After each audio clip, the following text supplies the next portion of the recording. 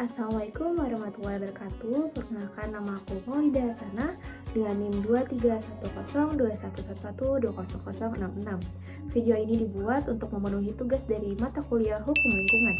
Kalian pada tahu nggak sih yang akhir-akhir ini menjadi sorotan publik dan juga seliweran di sosial media, yaitu hashtag #SaveRaja4.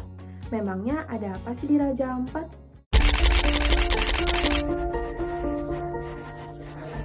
Pemerintah sudah mengambil langkah terkait aktivitas pertambangan nikel di Raja Ampat, Papua Barat Raja Daya. Ampat itu adalah rumah untuk 75% spesies terumbu karang yang ada di dunia dan lebih dari 2.500 spesies ikan, hewan-hewan endemik yang gak ada tempat lain juga banyak juga di Raja Ampat tersebut.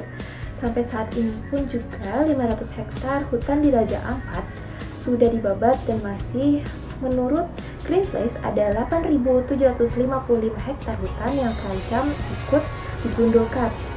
Jadi di Kepulauan Raja Ampat yang kita kenal karena keindahan alamnya itu ada 16 izin pertambangan nikel dan 5 diantaranya udah berjalan di Pulau GAG, Pulau KW dan juga Pulau Manuran.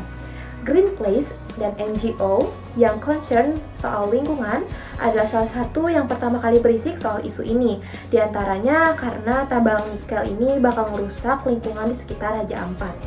Akhir Mei sampai awal Juni 2025, KLA atau BPLH melakukan tanggap darurat, yaitu menemukan pelanggaran berat, menyegel fasilitas serta membatalkan izin 4 perusahaan, dan memberi suatu izin untuk PT GAG Nikel yang berlokasi di luar geopark. Hal ini memicu pengrusakan, yaitu deforestasi lahan hingga 500 hektar, hilangnya vegetasi, habitat biota hutan, ekosistem mangrove, dan terumbu karang. Dan juga ini memicu pencemaran seperti sedimentasi lumpur, erosi limbah dari kolam penampungan, lalu menyebabkan keruhnya air laut serta kematian karang, dan terganggunya mata pencarian nelayan. Berikut permasalahan hukum lingkungan dalam segi administratif. Yang pertama yaitu pencabutan izin usaha pertambangan untuk 4 perusahaan karena berada dalam kawasan geopark dan pulau kecil. Dilarang menurut Undang-Undang Nomor 1/2014 dan MK 35/PUU/XXI/2023.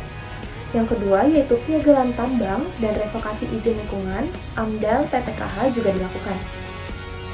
Lalu berikut merupakan dari segi perdata.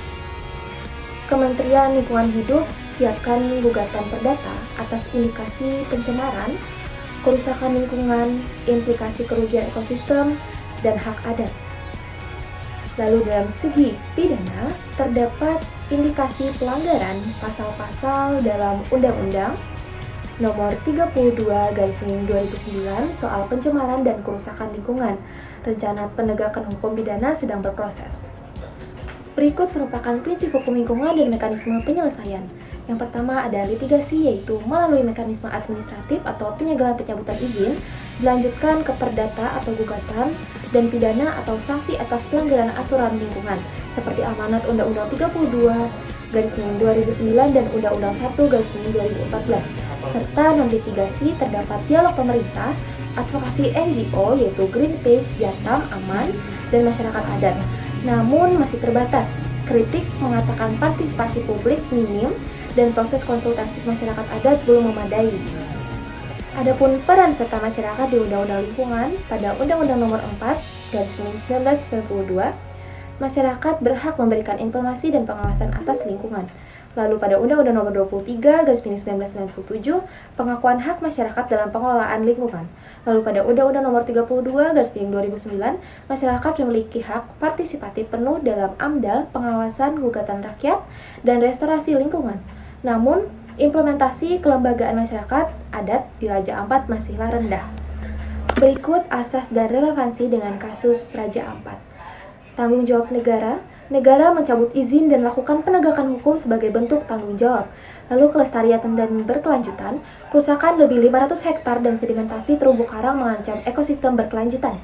Lalu partisipatif, proses konsultasi dinilai belum optimal. Masyarakat adat dan nelayan terpinggirkan. Keadilan, ada ketidakadilan distribusi masyarakat tambang lebih menguntungkan investor pusat dibanding masyarakat lokal. Lalu ada ekoregion, dampak sedimentasi merusak wilayah karst dan segitiga karang dunia. Kehati-hatian dan pencegahan, Pemerintah lambat melarang, baru bertindak setelah kerusakan masih terlihat. Akuntabilitas kurangnya transparansi dalam penerbitan izin dan pemantauan lingkungan. Polluter Pays, perusahaan dituntut membayar ganti rugi dan polemik limbah, remedi, perdata dan pidana, asas antar generasi, eksploitasi pulau kecil, melanggar prinsip keadilan generasi mendatang. Tujuan Undang-Undang Nomor 32 2009 Pasal 3 yaitu mewujudkan pembangunan berkelanjutan serta melindungi keseimbangan ekologi dan kelestarian keanekaragaman hayati, terancam sedimentasi dan deforestasi. Lalu menjaga kualitas lingkungan dan kesehatan masyarakat, nelayan terdampak, ekosistem kesehatan laut pun terancam.